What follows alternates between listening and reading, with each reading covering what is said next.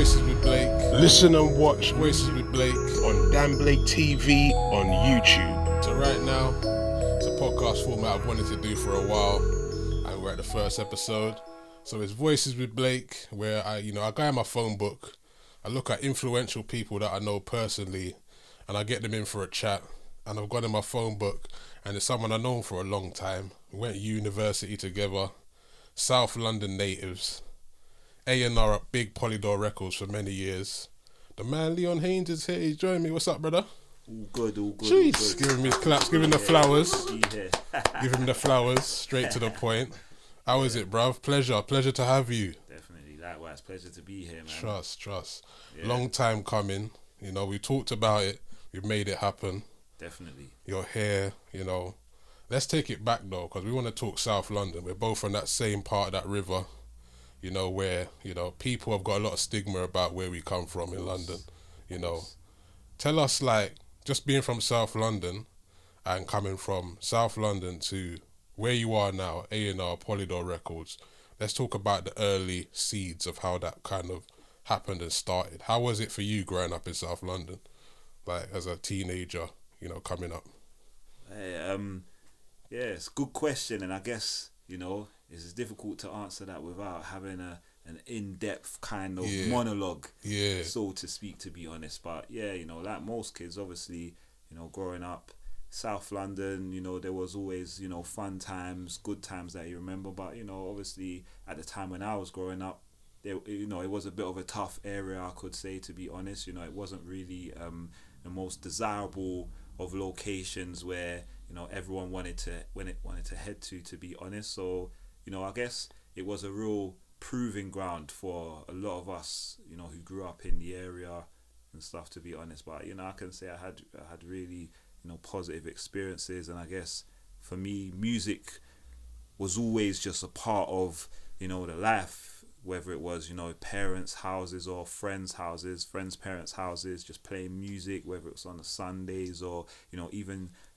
us as kids. I guess at that time when we was teenagers, it was, iconic rappers such as like Nas or Wu-Tang, Tupac, Biggie, those kind of people that was, really big in the scene at that time. So, when we had our moments, it was just literally about, mimicking those guys and, whether it was with the comb in the mirror or just like role playing with each other and stuff, But yeah, it's, like everywhere, it's good sides and bad sides, to be honest. That's it. And, what part of Brixton are you from? Because obviously Brixton, I went Kingsdale School, so I used to go around Tulsa and Brixton and Acre Lane and stuff like that. What part of Brixton is, your part of town in Brixton? Because it's very wide. There's all different areas in Brixton and different parts. So what part of Brixton was your side of the town? Yeah. Brixton's a very big place, to be honest. But I resided Loughborough area. So kind of in the middle. Loughborough's in between. Somerleyton, Angeltown, Stockwell, Mansfield. It's really that slap bang in the middle of all of those areas, basically, not far from, Cold Harbour Lane. And I guess, at that time, that's where I grew up, but, at that time, I hung out in all different areas. And I guess most people of that era, we all kind of hung out in each other's areas, so there wasn't really too much issues in that sense, to be honest. So you see, in Brixton at that time, UK wise, what kind of musicians did you grow up with that were bubbling around just in the ends, you know what I mean? The ends musicians coming up, because I know going to before A&R, you were MC and spitting your bars. So was that journey developing for you? And when it was developing, who was there alongside that going on in the area or around the areas you were going to as well at that time? Yeah, that's actually a really good question, but there's no real key names that I can think of at that time, who were really bubbling, because I guess even around that period of time we was mainly into, in terms of rap, it was US style of rap, to be honest. And then I guess UK type of music, at that time it was more about jungle, jungle and maybe drum and bass. So it was guys like, Skibber and Shabba and Viper and those kind of guys. So from a UK type of perspective, genre wise, it was more about the jungle, and we was just practicing MCing and things like that as well. And I guess me and a couple of friends, who I also went to school with, you know, we had like our own kind of little group where we used to kind of make beats on a little keyboard and stuff and write our lyrics, and yeah, it was crazy, and we thought we was, you know, doing great things, to be honest. But yeah, you know, it was into all kinds of stuff. But like I said, you know, it was really, you know, like Nas, you know, Method Man, LL Cool J, Wu-Tang, and I guess around that period of time, you know, you had this thing called like gangster rap, which was the thing in it. So that was like, you know, Snoop and Dre come about as well. So we was really just into a lot of that. And I remember just at that time, always just bumping, you know, Snoop's first album, like just loads of the tracks of there. And that's what everyone was really into, to be honest. Wow, I remember you talking about some of them albums there, like was Method Man, Redman, Blackout, Wu-Tang, Chambers. Yeah, that whole, I feel you, like hip hop in those times, American wise, was definitely strong. The influence was strong, for real. And that's not to say, you know, there weren't, you know, UK artists doing stuff. I mean, I guess, you know, early signs were, you know, people like Killer P, you know, or someone like that, to be honest. Wow. You know, like, you say Killer P from Brixton, right? Yeah, like, you know, like DJ and MCing and stuff, you know, definitely. You know, and then obviously, you know, you had guys like, you know, PDC, again, just early stages. It wasn't at that stage where people know them at now, to be honest, but, you know, most people that I knew grew up with, you know, were just into some kind of rap, and at that time we were just heavily influenced by US rap. So when we were rapping, it was almost with that bit of, you know, American twang to it, to be honest. Real crazy. Talk. Yeah. So being from Brixton in that era, now it's kind of ringing a bell to me, because I remember that whole American side, but then when PDC came about, it was like they was in some senses I could hear the influence, but then I could hear some of the UK coming in bit by bit. So it was like a mixture in a sense. And obviously they was making quite a name in Brixton at the time and around London. And they was coming through as a music collective and on the street level as well. Like, what was that energy like in Brixton at the time as well? What was the energy when that energy and focus was coming into Brixton and you was around as well? Yeah, that time was, it was crazy. Well, obviously that time, you know, you had events like country show, Lambert Country Show as well. So that was like quite big, and everyone, you know, from all over Brixton would just be down there, and it was like a big kind of link up. And I guess, you know, you had guys like Big Nasty at an early age, you know, just MCing and everyone just going back to back, and you had NAA crews like that as well, you know. So there was a lot of that was kind of when, you know, grime started to really emerge, and it gone from like garage to the grime, and obviously, you know, it was on the back end of So Solid and that. But yeah, obviously, you know, with PDC, you know, doing what they was doing, there was loads of people in there, some of them that I went to school with as well, primary and secondary, you know, guys like, you know, Spragger, Trigger, big up, you know, Pinhead, you know, all the rest of them.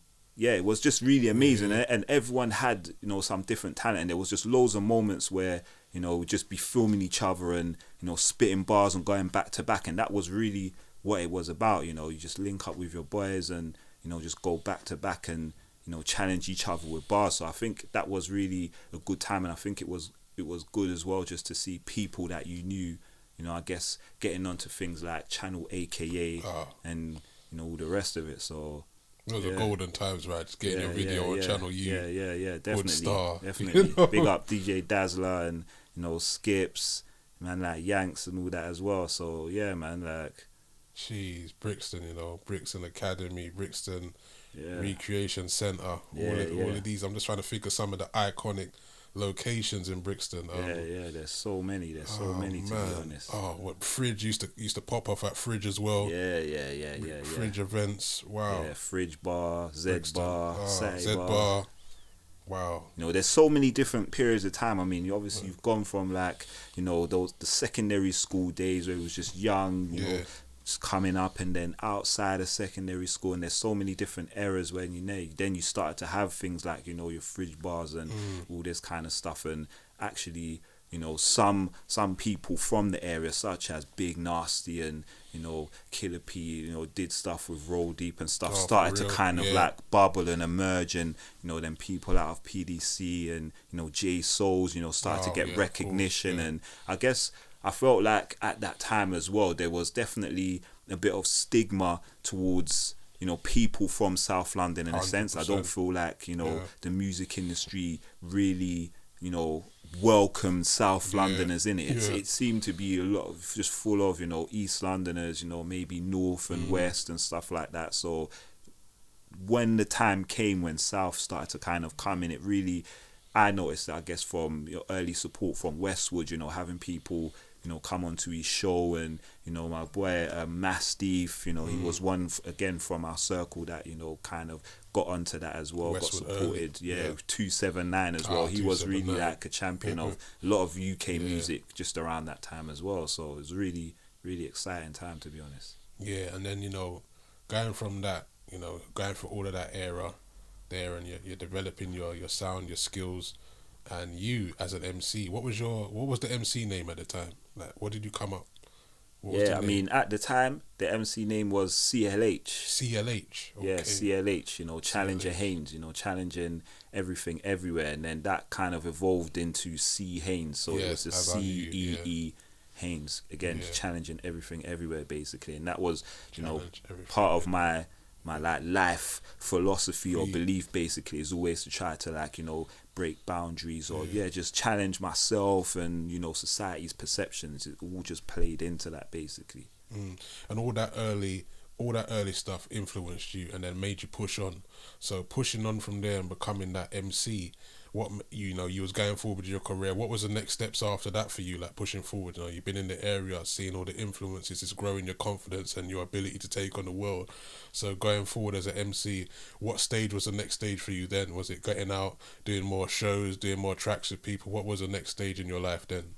I mean, at that stage, it was really just about building and developing as a live performer. I feel like that was a large focus of what I did, you know, when I was an artist. That was what I focused on, really, is just, you know, lots of rehearsals and just getting as much shows as possible, to be honest, and practicing loads, more so than the recording side of things, to be honest. It was just really about performing all over the place, whether it was, you know, country show or, you know, Lewisham Theatre or Fairfield Halls, Croydon, just wherever there were shows. And I guess the more I started performing around places, you know, different promoters and agents, you know, would start to book me for different events. And I think once I locked that in, you know, built up a lot more confidence. So when I eventually did get around to start recording my own material, I started producing my own, you know, beats and things like that as well, got into the studio.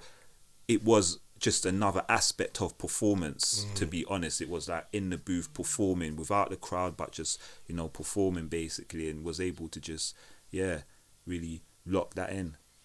You feel like it is a sense of fight or flight, like, you know, when you know, because I feel like there's artists that some are not great on stage, they're better in the studio, or vice versa. Some are better performers and not doing well in the studio. So it's like, do you feel like when you're on stage, it really is like fight or flight mode? Like, so building when you was performing, did you feel that kind of element, as you were saying, of like, was it fight or flight when you was on stage? You felt that moment of truth? Like, definitely. Every time, every performance, there was always those butterflies, those, you know, like, the butterflies in the stomach, you know, the like clammy palms and stuff like that. And, you know, just the fear. One of the biggest fears, like, I guess I had, and I'm sure many artists have, is like sometimes forgetting a line or forgetting a lyric, and it could just be one word that you'll forget that can mess up, you know, the whole of the verse, to be honest, you know. But like, you always get that kind of excitement, but actually anxiety as well. You just want to make sure that you get everything right and that everything bands. But I guess once, you know, like, you're behind the curtain and your name gets introduced, it's like something just switches on and it's just bang, it's go time. You're just out there and you just get into character and you get hyped up with the crowd, you get engaged, and you just feed back off of that, to be honest, you know. So that's what I really thrived off of, to be honest. And just really looked at like doing good performance and engaging, you know, with the crowd, basically. And then coming on from your performances, and what kind of like recordings were you doing after that? Was it album tracks you done, single tracks? What was like the studiography? What was that vibe like for you, like musically, like recording wise? I mean, like the first project I probably put together was like an EP, and that was pretty much the focus. It was about EPs and singles basically. The first EP was kind of like a mini mixtape basically. So I had instrumentals of popular rap beats, from artists like G Unit or whoever it was. What kind of year roughly we talking around this one?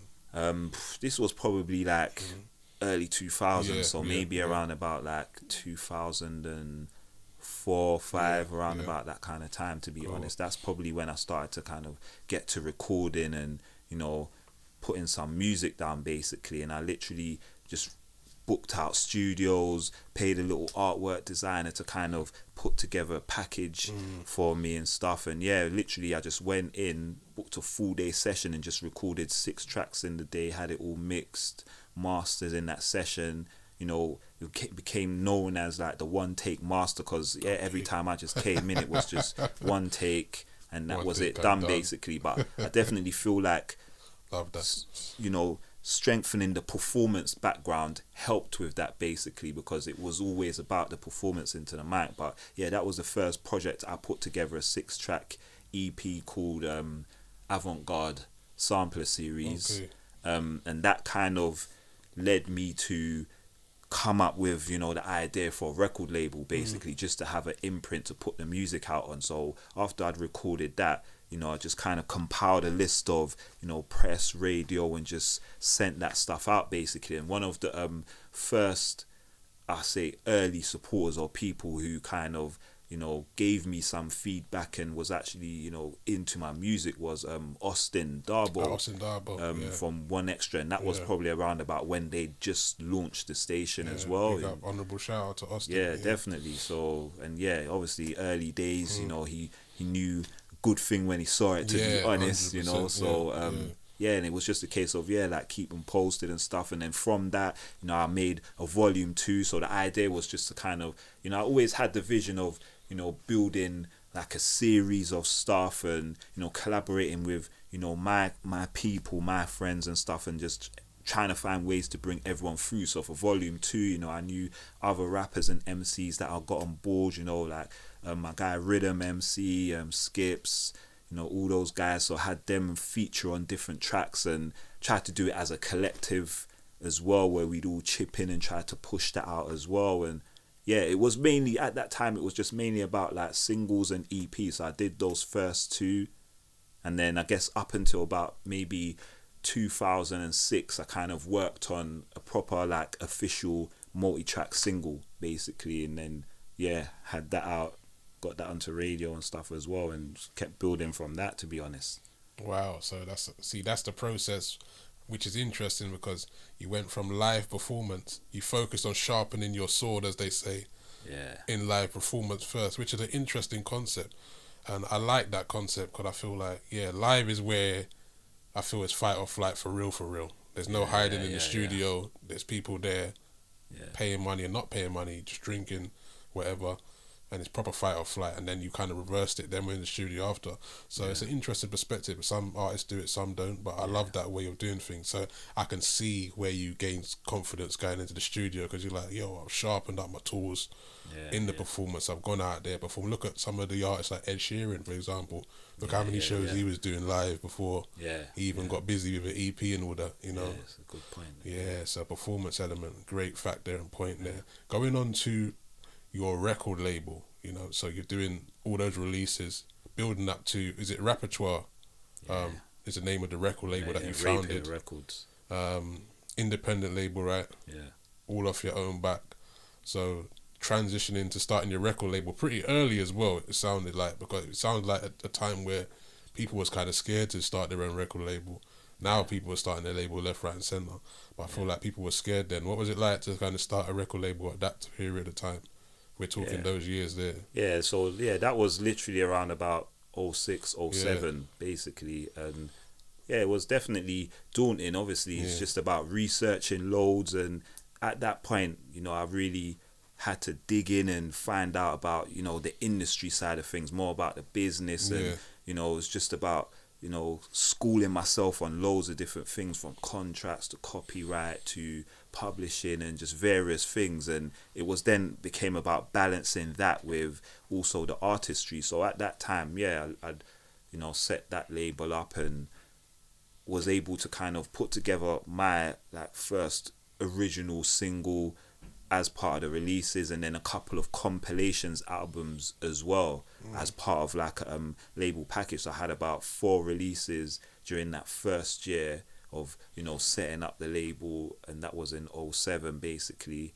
Yeah, it was definitely tricky. I guess at that time as well, it was very much the early stages of, you know, MySpace and Twitter and things. So there wasn't half as many tools around at that time as there are now, to be honest. So literally it was a case of, you know, having a website, and I guess the social media was just MySpace, to be honest, you know, and it was literally that, and just your emails, and it was still very much physical, so printing flyers and leaflets and going out to clubs, you know, that, and that's what I did at the end of the day. You know, I went out with friends and with the leaflets and went out to clubs. You know, so whereas other people were outside of the clubs afterwards promoting raves and stuff, you know, I was out there promoting the label and the releases with leaflets and stuff as well, and handing out sampler discs of, you know, projects and things like that. So doing, street team promotion in a sense, basically. And I'd hit up North, East, South, West, you know, got learning about sales and started pitching to stores. Obviously at the time, HMV, you know, was still an important, you know, venue to kind of retail the music. So I managed to get the stuff stocked in, you know, stores in North, East, South, West and Central London as well. And like it was definitely just a real big learning curve. And I guess between that period of, you know, 2007 to early 2009, you know, it was that balancing between the label, few compilation releases, still doing my music, and I guess in that little window of time managed to kind of work with 1 or 2 little bands, helping them with a few things here and there, but nothing, you know, too in depth, because I was still quite focused on what, you know, for myself as an artist, to be honest. And that was probably at a time where I reached a bit of a crossroads, where I reached a point where I'd done quite a few things, you know, had stuff on radio, got sold in stores and all this stuff, and, you know, ran out of ideas in a sense of where to go next. And I guess that's what led me to, you know, look into uni basically, to kind of take things up to another level. So as we take it forward, and we hit the University of Westminster, 2009, we're there. I meet you. I'm there. These times, you know, we're on a journey where, like, I've come in, I'm rapping, fully out there, doing my thing, Brain Lock MC, pirate radio, everything. You know what I mean? Songs out there, all of that. Coming for the same thing that you've come in for, hit a crossroad, thinking, right, I need to expand my knowledge here, business sense. Definitely. Where am I going forward? Get a bit more musicality going with myself. Definitely. Learn a bit more of the business, be more open-minded, come out of my community a bit more, come out of South, East, West London, and come and see uni live, meet different people. That's how my mindset was at the time, on an open-minded vibe. And I know you can relate. So we got there. What was your like when you got to Westminster at first? What was your like initial feeling when you got there first? Let's just take it back to that initial first feeling. I'll tell you mine. I'm trying to go back to. Well, how did you feel like when you're here at uni? You know what I mean? I had no one in my family that ever been to uni, bro, before me. So it was like uni, like really. And I went late as well. I went as a mature student. So the stigma was looked at like, what, you going uni late? Like, what? You know, people go, they get 20, they're in uni. I'm coming in the mid-20s, I'm going to uni. People looking at me a bit sideways. So, I was late 20s. It was a kind of different energy. So I felt like time. How did you feel? Like, just tell me your feeling when you first arrived. I mean, I felt good about it, to be honest. I felt like, you know, it was a positive move. I felt a sense of liberation. I felt free. I guess, like, as you touched on about getting out of the area, that was one of the reasons why I even picked there, was because of where it was, you know, Harrow, Middlesex type of area. Basically, it was just way out, you know, away from the city, campus vibe and stuff. And, you know, I just remember a lot the train journeys just going there. It was long, but at the same time, it was good. You know, you had that time to just think and look at the scenery, especially when the weather was good. So, definitely. I think the first thoughts was, I felt good about being there. You know, obviously I was the first in my family to go to uni, and even obviously because I didn't go, the traditional route is that people tend to go college after school and then they go to uni and they do that, and you potentially be in your early 20s, late teens when you're doing that stuff. Whereas 100. I did a different route of just going straight at what I wanted to do basically, and then came back to kind of upskill in a sense. So I was late 20s when I went to uni, and I had friends that, you know, had admiration in a sense of, you know, like, you know, respected me for just switching it up like that, because, you know, let's toast to that though. Let's toast to that though. That whole, you know, that whole thing, just, you know, definitely. Cheers. Yeah, bro, Carl. That whole thing where it's an upscale thing. I feel you. It's an upscale thing because, people feel like, anyone out there, don't feel that you can't go study late or you can't achieve late, because don't think that just because you're mad young that it's over with. You're like, you got time, you know, you're living and breathing, like you got time to go and do it. The same thing like you, when I jumped in the deep end out there trying to make it, and I come back and said, all right, let me try this studying thing properly. Again, no equivalent. I didn't even do GCSEs. I had to come in with equivalent grades, NVQs and everything. Do you remember those? Yeah. Had to do like a piano test to get the right grades to get into the uni. So it's all technical, but we got there in the end. It felt like the promised land, right? Yeah, exactly. That's exactly it. That's exactly it. Because I got in on the back of my business plan for the label, basically, that I set up. So I got in on the back of that, and obviously just the experience of what I'd been doing as an artist in music. So there was that balance there. So that kind of held me in good stead. But you definitely kind of hit it on the head. It was like promised land. It was like fresh start. I remember us all being in that kind of first induction, and it was like Kienda and Kienda Hodge, Ade as well. Ade, honourable shout out. You know, big up, and Michael Riley as well. Big up as well. Big guys in the music business, you know. Remember those names? Yeah, like, and it was those guys obviously just doing our kind of induction in a sense, and everyone had to kind of like stand up, like, who are you? And, I remember that. I remember that. That was like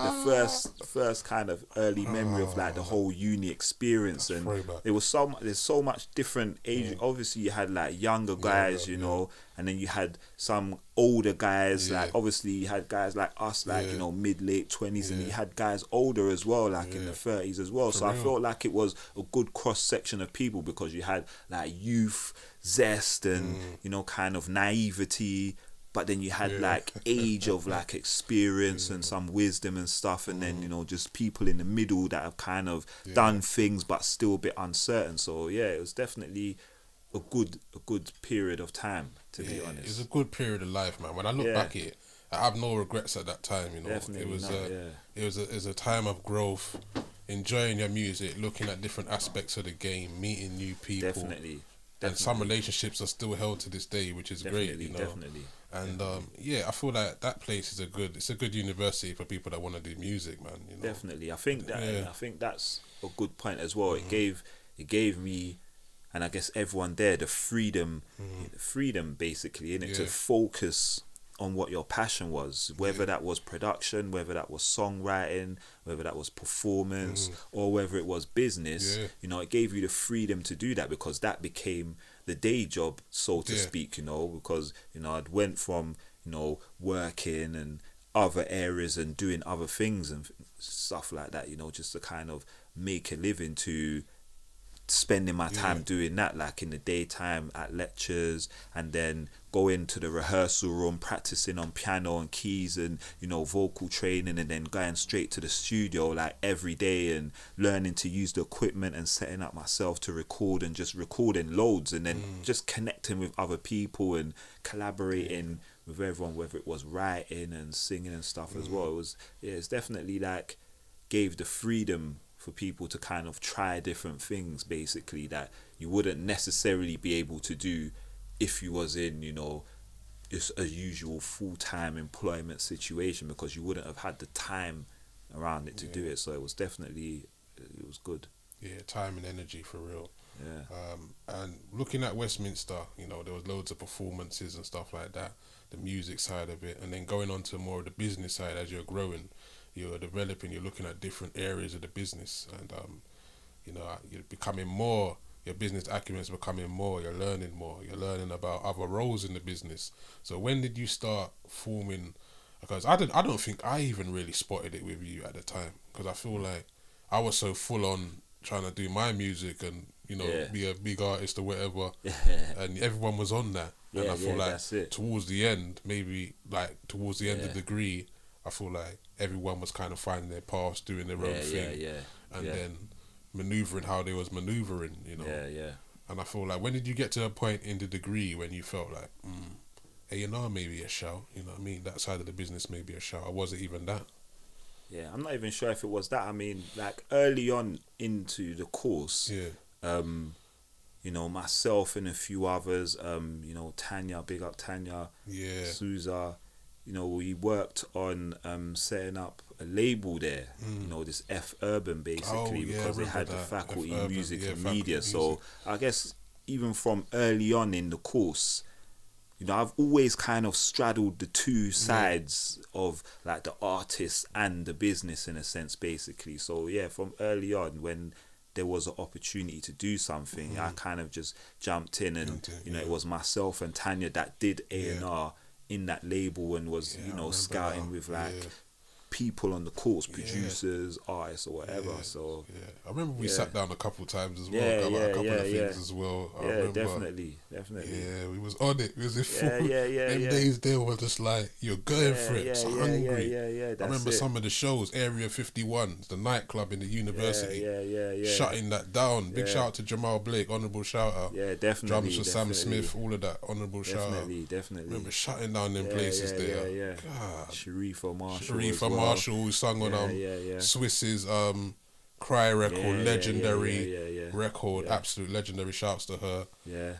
Man like E-Man, Flyboy E, winning Grammys and Grammy stuff, Award winning.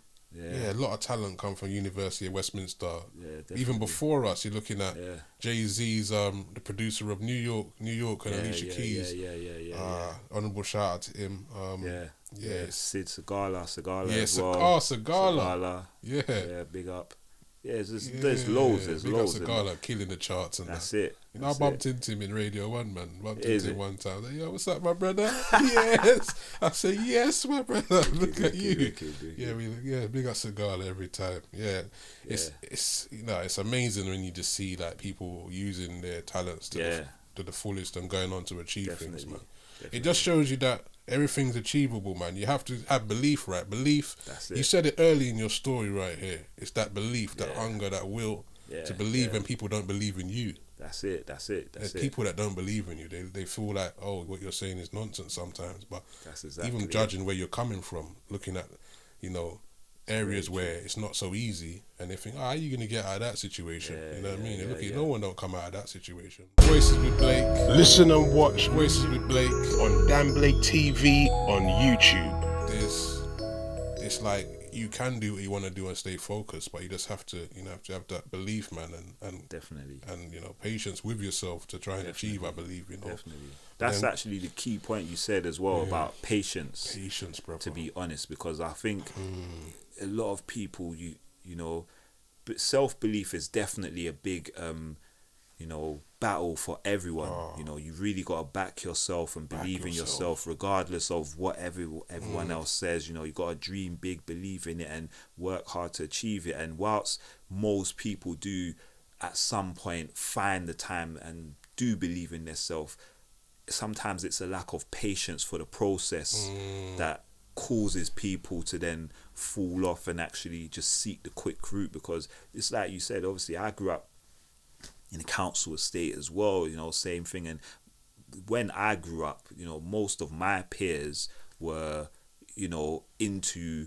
a life of crime in a sense, basically. So whether that was, drug dealing or robbery or fraud, whatever it was. And even till now, I guess, many people that are known, some are passed, some have passed away, some, are in jail, others maybe, addicted to substance abuse and stuff, and then there are a few that have managed to turn things on their head and make it out and do different things. So it is definitely difficult you know, just for people of that background to kind of pain, find the avenue to progress, especially when all around you, all you're seeing is everyone kind of doing the same thing. See, that's the hardest thing. It's the people you're seeing. You may be on a good road, and you're seeing all the people around you, bro, that's doing a load of fuckery, and you think, fucking hell, bro, like, can we get this together, bro? Like, think about where you're gonna be, the patience with your life. Where you're gonna be in 10 years.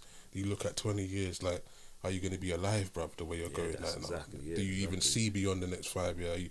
You're not seeing what's really happening. Are you not seeing the clues and the signs? And I feel like the people that make it out and survive and do their thing and go forward, we've seen it. We've seen like where we need to be. We've seen the gut telling us this ain't good for us and this ain't good.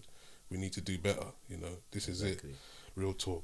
So as we swing back to uni, you know, we're doing the record label A&R stuff nicely. I remember them times that it's all coming back, killing it. The university record label, all of that, big talent and that, coming out of uni nicely.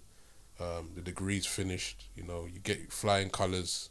Everyone with nice celebrations. I remember everybody at the reception and that. All good. Everyone looking fresh.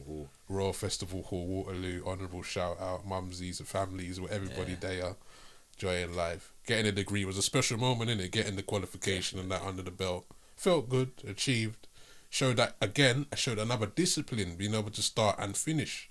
You know, start and finish. Very true. Yeah, because them researches, the assignments. It was a lot. There was a lot of late nights and, you know, people sleeping on tables in libraries and, you know, just conking out, and it was a proper crazy time when you think back to it. Trust when you think back to it, bro. It's a mad time, innit? 24-hour library.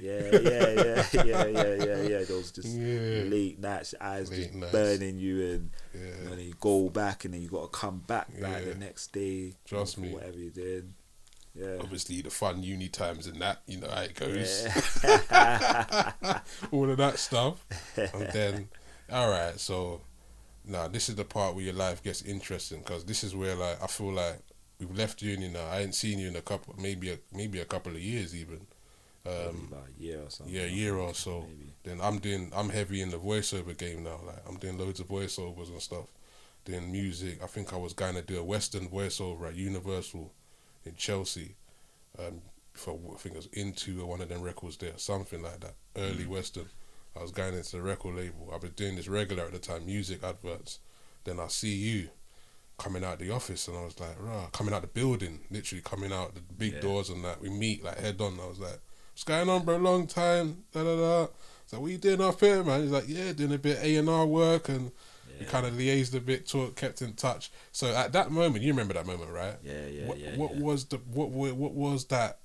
was life like then? What was going on at that time for you? I mean, to be honest, like, you know, it was still just about, like, hustling, so to speak, you know, just kind of, you know, making opportunities. Sorry, before to cut you, what year was this now? Because we're moving on from... Yeah, that would have been like 2013 or something, because the graduation was like late 2012, to be honest, and then I guess when we ran into each other would have been in like around 2013, to be honest, and that was around about when I was in the building, basically. But yeah, you know, obviously at that time it was actually marketing that I was doing during that period of time. So I mean, A&R, so to speak, it's just always been a thing. It's not even been something that I kind of identified with in terms of, like, you know, this strap plan or title. It's just something that comes natural to me. I always like listening to, you know, new music, new artists and sounds and this kind of stuff, and thinking about, you know, who would sound good on what track and who would sound good with this type of stuff. So naturally I'll be doing that. But when I was in the building that time when we ran into each other, I was, you know, on a short-term contract doing marketing, basically. And through that period of time, it was, you know, lots of short stints, like couple weeks, couple months in different labels, just, you know, doing marketing. And then in and around that, by that time I'd probably relaunched my label, and then started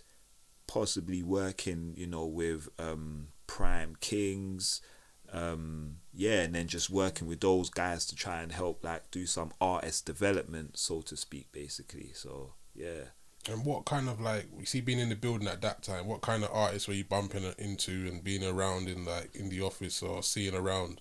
Like, people always love to know, like, what was going on, who you, like, bumping into in the corridor, like, raw, like, I didn't know you was there, that kind of thing. Yeah, like, loads of people. I mean, I think being in the building, one of the first, like, surreal experiences for me because when I first came in there, it was just on the back of work placement. So that was like the first entry into the business for me, was, you know, just to do a work placement. And at that time, you know, I was working full time elsewhere. So I was working part-time elsewhere and then doing that placement full-time. So I was practically doing like 6 or 7 days a week, basically, just to get in. But the earliest surreal experience was on Fridays. They had the drinks trolley that used to go around in the label, and it was like, Drink Fridays, basically. And it was like, you know, be like beers or, you know, champagne or whatever. And I just remember, like, sitting at the desk, this probably like a week or something into the placement, sitting at the desk, you know, with this like bottle of beer there, like, and I'm working, but, you know, drinking, and it just felt surreal. And I was just like, like, this is crazy, like, it's industry kind of life, innit? And in terms of people, I mean, I ran into like loads of people, you know, from Jesse J, you know, to Dizzy Rascal, to Angel, like, Westwood. There's so many names, to be honest. And for me, being, you know, whilst I was involved in music as an artist, and actually, you know, at the start of working within the business, I'm always a fan of music as well, in that sense, passionate about, you know, artists and stuff. So it was always like amazing to just see these people and actually just be working on their projects, whatever it would be, to be honest. So yeah. Wow, did you feel like being an artist, did you feel that gave you a bit of a, I would say, a sharper ear to talent, because you've been an artist compared to someone that hadn't been an artist at all? Yeah, personally, I do feel like that, to be honest, as well as, you know, helping me to have a good ear for like talent and, you know, the abilities of somebody. It also, you know, gave me a more of an understanding and empathy towards, you know, what artists may feel or experience, or, you know, what they want, in a sense, basically, and, you know, just the kind of hopes and fears that they may have in relation to record labels and just the wider industry, that somebody who may have not come via that route of being an artist or producer may not really be aware of. So I feel like that definitely, you know, is in my favor in that sense. Wow. And, you know, you're at the label now, you've gone in, you know, you're working with different artists in marketing. You know, you got your foot in the door, you're in the window, you're doing your thing, you're even like shopping about, probably thinking where do I feel most comfortable at, like, within this kind of process and record labels and business, where do I fit in? Because I feel like when you get in the big buildings, you're meeting the different people, you're trying to establish, where do I fit in, where can I get in here, where can I share my path or go down a path and do my own thing. So where does it get to the point where, like, you end up kind of meeting up or getting to know people at like Polydor Records and stuff like that? When does it get to that kind of point where you start mingling with Polydor?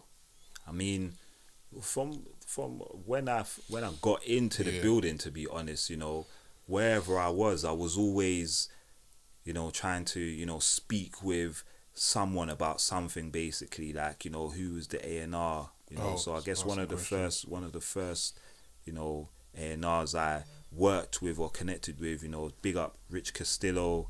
Shouts to Rich Castillo. Worked with him at UMTV, and, you know, Naz Adelji is a marketeer as well. Like, you know, just learned loads from those people. But I think, you know, the big thing is about just being in the building. You just had those opportunities to just run into people and, you know, just say, hey, you know, can we catch up for a bit? Or, you know, you just walk around. It was literally a case of just wandering around the building sometimes, to be honest. You know, just go to a floor. Okay, today, you know, I'm going to go to Ireland. I'm just going to wander around and see who's who. You know, tomorrow I'm going to go to, you know, Virgin, and just wander around. And, like, in the early stages... Yo, we should stop right there. That's Gem Talk. Yo, that's Gem Talk. Gem Talk right there. Now, I'm explaining why that's Gem Talk. But you see what he just said there, yeah? That is, yo, you see when you get into a big corporate building, yeah? The bravery you have to walk into different sections of the buildings and just go and maybe think, all right, let me pop up to this person on network, or let me go chat to that person on network. It takes bottle. It ain't easy. Going into a building, you don't even know who these people are, but you may say hello. You may say hello. They may say hello to you. But will you increase that conversation beyond the hello? That's when the bravery steps in to see what you really got. Are you really a networker? Are you really about this? Because after the little hello by the tea and coffee area, can you develop that? That person that you develop that with could be the crucial person that changes your life. If you just had that conversation, said that extra sentence, you know what I mean? Instead of that hello, that could have been the last hello. You may not even see that person again for 6 months, 7 months. A big building. Definitely. Gem talk. Definitely. Yes, I love that talk there. That's whoo. Gem talk, you know. Yeah, man. Yeah. Love But that. I think as well, what kind of helped me is because, so whereas a lot of people maybe when they start labels, you know, in the early stages, they tend to just, you'll be in a specific label and then that is where you'll start. So you start wherever. It might be as an intern, it might be on a placement, might be as an assistant basically, but that's pretty much where you'll start your career. You'll be there for however long basically, and you know, you may not necessarily get the opportunity to get around and stuff. Whereas for me, I was temping throughout the label. So, you know, 1 month I would be in one label, like for example, UMTV, which is now called UMOD. Another month I'd be in Ireland. You know, then another month I may be, you know, in Virgin. Jeez. So that positioned me around and then helped me to get to know people within those labels and, you know, who the names are as well. So whenever I got back in the building, wherever I was, I could just always go by and catch up, how you doing, or whatever it is, and, you know, just knock on someone's door and just say, hey, have you checked out this person, or have you seen that person? You know, just, I guess, you know, being friendly, being inquisitive, you know, checking out what's actually happening with the current music, but at the same time also just showing that, yeah, you know, this is something that I'd like to do and this is why, and here's some examples in a sense basically. But yeah, it definitely is a good opportunity just being in a building like that. And yeah, really, like 2013 and 2014, you know, I wasn't there like full time throughout the period of time. So it was literally a couple of months, a year or so that I was just in the building doing temp, like during those years. And then possibly 2016. And I was doing a bunch of other stuff in and around that in terms of putting on events at Apple Store and stuff, and still doing events, music and finding a future, you know, with alongside a company called City Showcase as well, you know. So I was doing I was doing like a bunch of stuff like stage management. So I think that's the key thing, is what you find with anyone, you know, working in music, is that they generally come from a background of hands in many pies. Like they're generally hustlers, exactly that. They're multifaceted. You know, you'll find a marketing manager who used to DJ or perhaps still does DJ, plays at clubs. You know, you'll maybe find a press officer that kind of, you know, dances in a group, or maybe, you know, there's an A&R manager who used to be an actor or something. That people have just got so many varied backgrounds, but the stories are very similar in terms of how we all got to that position, to be honest. Yeah, and they're amazing stories, I guess, when you get amongst you know, some of your colleagues and you sit down and reason, then you realise, wow, like we had a lot in common, you know. Definitely. Stories are gems, man. And moving on, you know, marketing, you know, you're doing your temp work, you're moving around, creating those relationships and the foundation to your career. You're getting a strong sense of A&R at this point, which means artist and repertoire, if people don't know out there. And you're meeting key figures in the game. Moving on from that, you're meeting the key figures. How do you, at that point in your life, because this is I feel like it may be a crossroad period, because I think people can go through this thing where you're in a big building, you got some temp work going on, it's still temp work, so you're doing your other projects, maybe there's no security at that time, and you're coming out of uni, you know, we're coming out with big bills and that, you know, we're coming out of uni thinking, right, I've got big bills to pay, coming out trying to do my thing. So when do you feel like, bro, maybe I need like something long term? Are you starting to, what's the word, intensify your quest for greatness in that area? What's that period like in that transition? Yeah, definitely. That was definitely a period of, just high focus and, just proper, just relentless work ethic in a sense, basically on, many things, to be honest, Yeah, so focusing on, what avenue can I get into? Where's a door in? And at that point, it was almost like I didn't even care what department it was, whether it was promotions, whether it was marketing, whether it was licensing, just some kind of opportunity to get into the building, and then from there you can kind of navigate your way around and make some other opportunities happen, because I guess the key thing is you're not stuck or limited to just one specific choice. You do have the freedom, I guess. Actually, if something's just not working out, you start looking for something else. You can resign, whatever it is, to be honest. But that was definitely a time of just intense work ethic. Trying to set up other businesses on the side and develop those, and trying to network with people in the labels. And it was really just about not just waiting for opportunities, but also seeking and trying to make things happen at the same time as well. Coming up with ideas for concepts or marketing plans, and just cold emailing people and saying like, hey, got this idea for this, or what do you think about that, and trying all types of things basically in order to gravitate towards some kind of stability. Ultimately, that's what it was about at the end of the day. And I guess at that point, there was enough experience there to warrant getting something, but at the same time not enough to really do certain things at the level that was required, to be honest. And I guess with those type of jobs, whether it's in the music industry, film, radio, these are key roles. People very rarely leave these positions, to be honest, so it's always very difficult to find that opening, to be honest, because people generally stay there for forever years. Yeah, exactly. Radio, just move music, around. Yeah. So this is another thing. This is why a lot of people get disheartened. Definitely. It's long, no entry, because of this kind of thing. People, when they get in, they want to stay in. Yeah, that's exactly. So how are you different to take their position or get a space on the chessboard? Yeah, it's crazy. You know what I'm saying? I mean, I don't even know, to be honest. I mean, it's just crazy, yeah.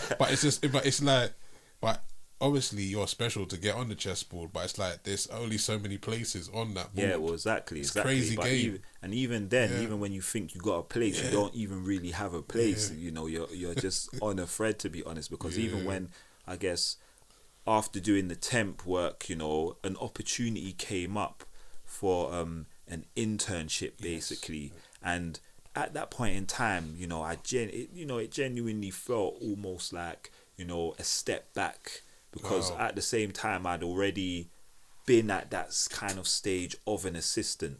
Basically, I'd already been at that stage, so I was ready to kind of get stuck in with that. But as you said, those positions, it's very rare that positions open up, because it's very difficult to get in. So there was the opportunity for that, and I just jumped in and just got it done, basically, and that again gave me more time in the building to be seen around more and speak to people more and have time with different people in the offices, and just catch up and speak about what I wanted to do, stay hooked up with the HR team, and just any opportunities that came about. And I guess from that, then I was able to transition, into the Polydor team on a consultancy basis. Okay. So even then, it wasn't, as a permanent fixture as well. So even then, just for a large period of that time, there was always a lot of, every moment could be the last, basically. So it was just always just about making the most of every opportunity and just doing what you needed to do. So regardless of what happens, you as long as you've done what you could possibly do, then you can't be upset with whatever the result is, basically. Facts.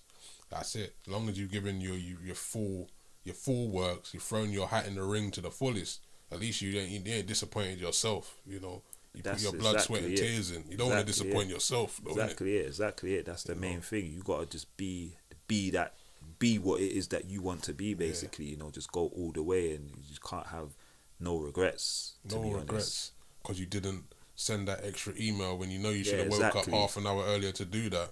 Exactly. You know what I mean? Exactly. It could be anything like that, to be honest. Maybe there was a bit of a fear that, you know, you didn't want to send the email to that person, and then something happens, and then you'll always have in the back of your mind, I wonder what could have been or what would have been. Actually, what's the worst that can happen is either yes or no. It's either you hear something or you don't. Like, either way, at least there's closure and you can move on to the next opportunity. And, you know, I always say to, like, most people is, you've always just got to, like, have that clear focus of what the goal is or your objective or intention is in life. But at the same time, you always need to just be flexible in the approach, basically, because it's not always going to be straight from A to B. You know, sometimes to get from A to B, you might have to go right to HJKL and then double back to -2 and then come back around, and then you get to B, and then you can go to the next steps, to be honest. But it's about just being adaptable, basically.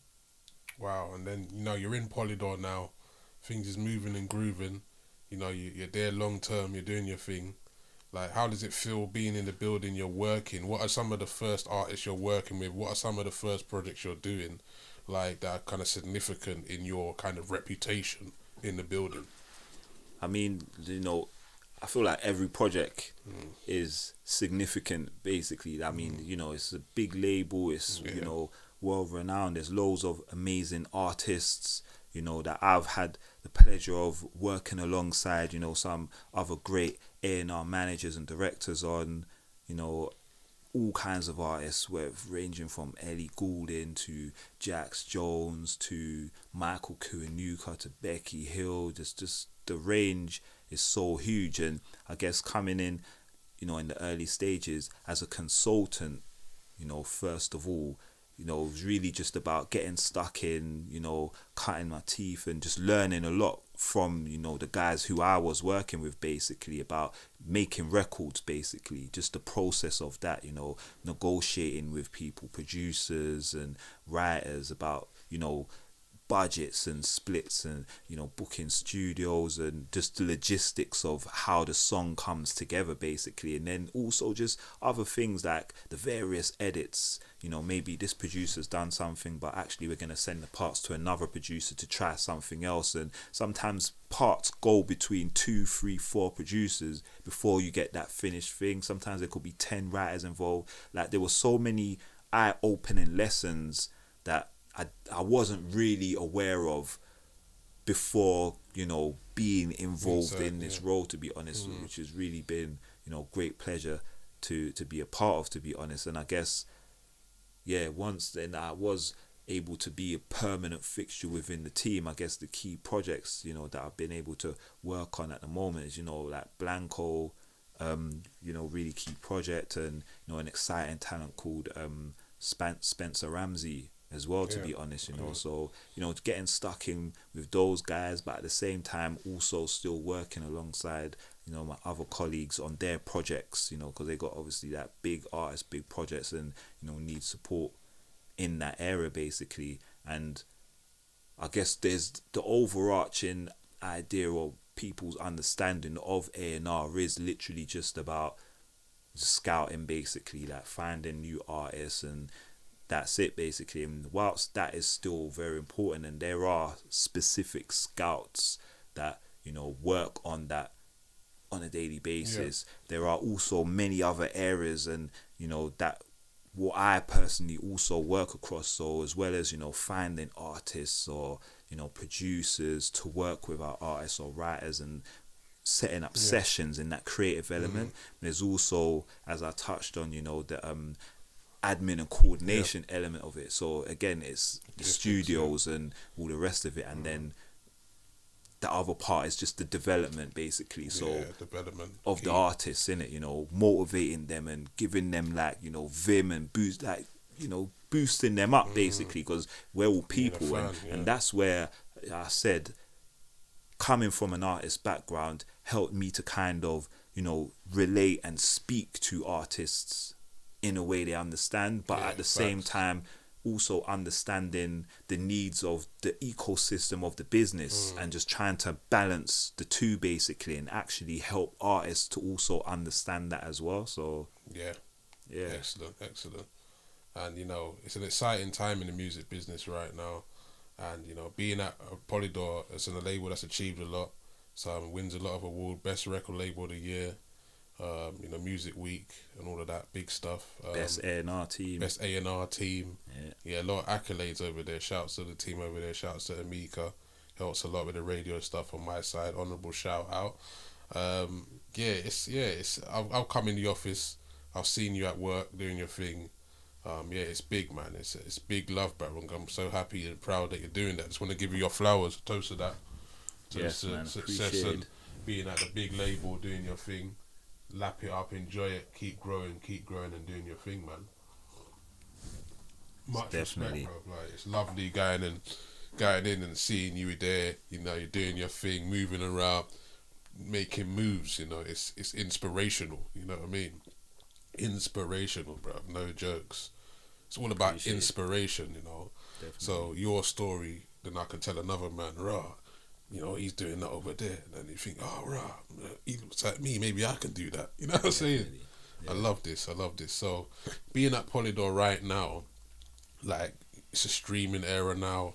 A lot of things are going on. We was talking about streaming and stuff like that before you come, having a conversation about, like, streaming being hard for artists to make money from streaming and that. What's, like, your thoughts on that side of thing with the streaming game nowadays, being a big key holder in the business as well at the same time? Yeah, I mean, it's good in a sense because streaming is good because you get access to all kinds of music, to be honest. So much things that you may have listened to in the past and you stumble across it, and it unlocks, a kind of a Pandora's box of all these old memories of old music that you can find without lugging around loads of CDs and stuff. But in terms of, I guess, that aspect of it, I think the creative industries in general, because of technologies, are just in constant transition.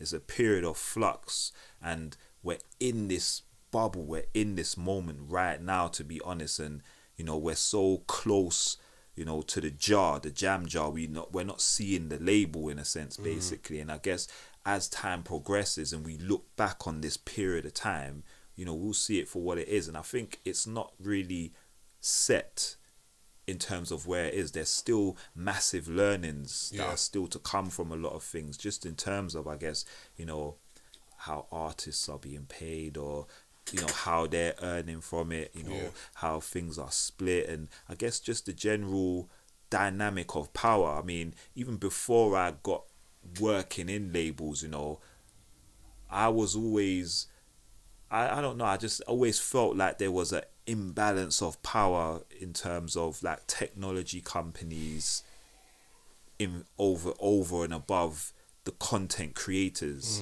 in a sense. It almost felt like, technology companies were coming along and actually dictating an industry that wasn't necessarily theirs to dictate. And I always felt like the power should be the other way around, actually. Like, the labels should be dictating the terms of the industry, the artists as well at the same time. But it's kind of the other way around, because with all streaming platforms, whether it's Apple, Spotify, or Deezer, whoever it is, they're the market leaders, they're the gatekeepers in a sense, basically. That's where everyone wants their music to get up onto, basically. And obviously you went through that period of time of illegal downloads and all this kind of stuff.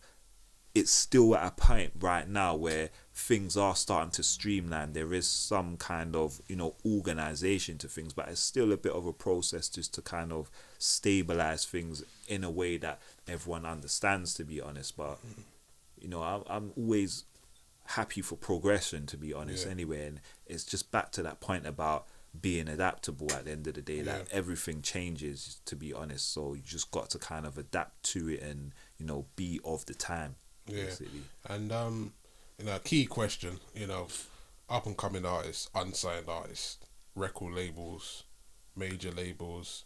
It's in the landscape with a lot of their minds wanting to go forward and progress a career in a major label scheme and tour worldwide, you know, have the label promote their music worldwide, you know, to get an attention from an A&R. What would you say the number one advice for up and coming artists trying to build to get the attention of an A&R, a major record label like Polydor Records, and your attention? What's the key factor in 2021 to get your attention? Yeah, it's the $1 million question, to be honest, you know, but I guess the key thing is to be present, you know, like have some content out there basically, but most importantly, just focus on making good music. You know, that's the most important thing at the end of the day, is to make good music and be patient but consistent with getting that out there, because there are so many times where there's a great artist, a great talent with great music, but they don't have anything out there basically, you know. So if someone might have heard of them and wants to find their stuff, they can't find anything unless they've contacted someone and get a link and stuff like that. Or, you know, maybe there's an artist that's focused on, you know, just the kind of image and the look of what a successful artist is, but the music is somewhat suffering in a sense, you know. It's not the best quality that it can and should be, to be honest. So it's definitely just about balancing that. And I guess once things do open up, just getting out there and just performing, basically. Just get your stuff out there and just don't be precious about your music, because you know, a lot of the time you get artists, this is the single, this is the one that's gonna blow me, but actually that thing could be the one that gets you the attention to get you the deal in the first place. But if you hold back on that until you get the deal, you're almost preventing, you know, your progression of where things need to be honest. So it is definitely tricky. Every artist or producer has those things in the stash where they think, nah, these are the bangers, I'm gonna keep these need to get worked properly.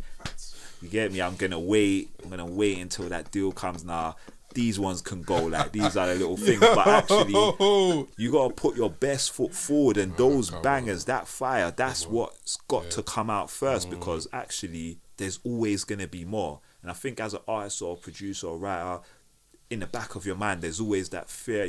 Every song is almost like a challenge. Can I do this again? Can I do this again? Is this going to sound good? And you could be 100 songs deep and still somewhat doubt yourself until you get to that position of, acclaim, notoriety, winning awards and stuff like that. But it's definitely just about putting the best foot forward, because the first impressions always count, to be honest. That's what I was saying earlier in the conversation before you come. Like, Laddie here was just saying, like, best way to get yourself out there, like, first off, initial, and I'm like, start off with a bang, get yourself in there, exactly, you know, get something going, and then you're in there, then you know, then you're there, then build in it. If you're that talent you say you are, then there we go. Like, you should have more cannons, more grenades to throw. Exactly. Don't doubt yourself. If you're that guy, that belief that you say you are, then that's nothing for you to get another hit or another tune that's gonna bang. Let's get in the door first. Let's get our feet wet on the carpet, take shoes off, and let's move in. Exactly. 100. That's exactly it, to be honest. You know, because that will be the thing that will get people's attention. But if you put out, you know, the kind of half cut stuff, people will kind of just, you know, be distracted elsewhere or not pay you any mind and stuff like that, and that can actually be to your detriment. So it's, like you said, just come out the gate with all guns blazing and, you know, just fire non-stop, and you're never gonna have everything consistently at a 10 anyway, but always aim to be the best you can be at the end of the day, so that you know, just like they say in basketball, innit, just leave everything on the court, innit. When you're in the football, you know, leave everything on the pitch. Like, don't come out and you know, dilly-dally around, or don't, it's, you know, like an aspiring footballer, innit. Like, if you're playing for your local county side, you're not gonna play kind of terribly and save your best skills until you get that Barcelona contract, because actually that scout from Barcelona wants to see your best skills in order to get you on the team. But if they don't see that, you're just going to stay at county level, basically. So, yeah, Gem talk, man. But I just want to big up our sponsors right now. We're in the Garden of Rhythm Studios. Text for Gore Advertising. This podcast is sponsored by Garden of Rhythm. Gore hosts live music events in London, shining a light on new up-and-coming talents. Their next event is coming up on the 20th of May. Go check them out at gardenofrhythm.com or find the link below. That's what's up. Garden of Rhythm. Yes, we're here. Voices with Blake. It's the first episode where I just chop it up with people in my phone book, you know, that are just good peoples and I've got inspirational stories. It's simple as we phone them up and say, you want to come on, share your story, share your testimony, give them their flowers, let them enjoy and tell people Gem Talk that Leon Haynes, A&R at Polydor Records, has been delivering today. So many gems in this one. We're going to start wrapping up in a couple minutes, but, you know, I'm going to take it to the lads here, man. I know they're both in the music industry, Jojo here and Laddie here. Guys, question each? Sure. Yeah. I suppose my question is about direction for artists. You know, a lot of artists, they don't want to go into another genre. You know, if you're an R&B artist, you might not want to go into, you know, a lot of talent managers say that as well. You know, that's not his or her direction. This isn't. What's your take on that? Do you think artists should stick to what they know, or is it, you know, especially marketing wise, you know, some of them don't want to be seen doing a certain thing? What's your take on that? Yeah, that is a very good question, and I think now it's something that, you know, especially in A&R, you're faced with all the time, because that's relating almost to balancing the commercial needs, you know, of business, of industry, with artistic integrity as well. And there's definitely a fine line, but I mean, whilst it's very important, I guess, for artists to have integrity, maintain integrity and be true to their self, but sometimes there is also that bit of compromise that is needed as well. So whilst you don't want to be following trends or just jumping on things, actually it's better to just be true to your identity, because that's what makes you you. That's why, you know, Lady Gaga's not Britney Spears, why Britney Spears is not Rihanna, because they've all got their own individual ideas. However, whilst they've got distinctive sounds, you'll know a Lady Gaga song if you hear it, you'll know, you know, a Madonna song if you hear it, but actually they do experiment, and ultimately true artistry is about experimentation, trying different things, you know, being creative with your ability. So, you know, I think it ultimately is down to the individual, and as long as they don't feel like they're compromising themselves too much, for me personally, I think it's always a good thing to just experiment and try different things, because it can also open your eyes and ears to different ways of doing what you do, basically. So you might be a straight up full on R&B artist, you know, 4/4 beats, 90 BPM, whatever it is, 88, whatever at the end of the day, but maybe getting into a session, you know, with someone who does, I don't know, like Afro House or Goom or something like that, you might learn a different technique or way of manipulating a synth or a way of manipulating your voice that can actually enhance what you do. So there's always room for lessons, to be honest. Yeah, big up. Lovely question, laddie. Jojo. My question is, what does the music industry and live events look like in a post-COVID world?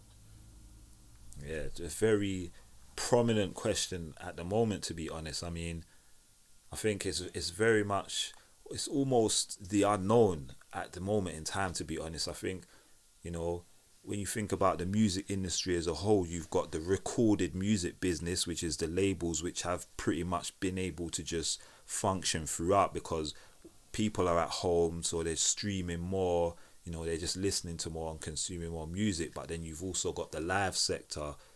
I guess you're gonna see a lot of transition. I feel like, you know, personally for this year, it's mainly just gonna be like, you know, smaller boutique events and festivals that will be taking place, you know, around the country, around the world and stuff. That's probably going to be majority of the focus. But, you know, hopefully, and being optimistic, I would say from probably next year at some point, you're going to start to see much more of the big scale, you know, festivals and events roll out. There's definitely, it appears that there will be some changes on the horizon just in terms of how people access the events and things like that. And I guess for me, it's going to be very interesting to see actually how people, humans, interact with each other, because you spent so long indoors under lockdown with just this embedding in your head of, you know, stay home, stay safe, to keep your distance.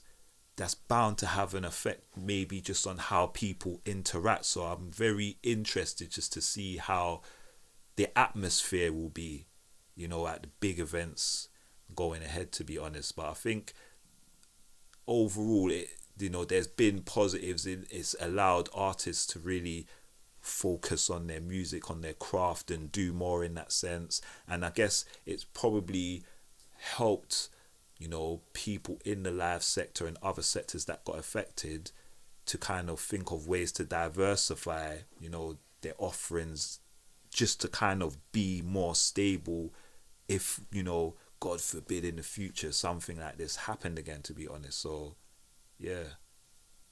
Jeez, lovely questions Yeah, there. So right now we're joined Leon Haynes, A&R at Polydor Records, Voices with Blake's first guest. It's been a pleasure having him. I want to know, like, what we got going on for the future, bro. What you're working on currently that the people need to be watching out for. What's going on currently at the moment for you? Too much. I can't even talk, to be honest. You gotta give us an exclusive though. You can't leave us without one exclusive at least. Definitely just Blanco, you know. Yeah. Blanco is just going to be dominating, so you just got to make sure that you're just, you know, checking out all his new material, and also Spencer Ramsey as well, you know, very exciting, young, you know, dance music producer from Scotland. He's going to be doing amazing things, super talented as well, to be honest, you know, so yeah. Wow. And like, you know, what would you say your word of wisdom is to people that, you know, want to be in a position like yourself, A&R at Polydor, A&R at another label? What would be the ultimate one tip advice you give to them? Yes, it's a very good question, to be honest. But you know, I always will just revert back to, you know, I guess it's a famous saying of, you know, just dream, believe, and achieve. To be honest, innit? You know, just, you know, dream big, have dreams. Don't be afraid to, like, have big dreams, big goals. Believe in yourself, most importantly, first and foremost, because if you don't believe in yourself, nobody else will, you know. So you've always got to back yourself to win, and be patient with the process, and, you know, you can achieve anything, to be honest. That's it, man. So how can the people stay in touch? Are you on the social medias? What are we talking? Are we promoting that, or we not? It's up to you. You don't have to. Low-key incognito. All right, low-key incognito. Big shouts to Leon.com. Yo, check that out still. Yeah, so it's Voices with Blake. So we give you the exclusive. I'm trying to say, you don't see Leon on too many podcasts or talking too much. So this one's a gem. Like, that's, you know what I mean? He only normally does panels here and there. So that's it. That's the gems. Take them in, store them in, process them, and use them. You know, so Dan Blake, Leon Haynes, Voices with Blake. Big up. Shout out the sponsors, Garden of Rhythm. You know what time it is. Big up. Yeah, we're going to sign up, man. We're going to keep it moving. But yeah, man, flowers, bro. Flowers. One more toast. Yes. But love and respect, cheers. Brother. Appreciate guidance. it. No worries, brother. Love. Listen and watch Voices with Blake on Dan Blake TV on YouTube.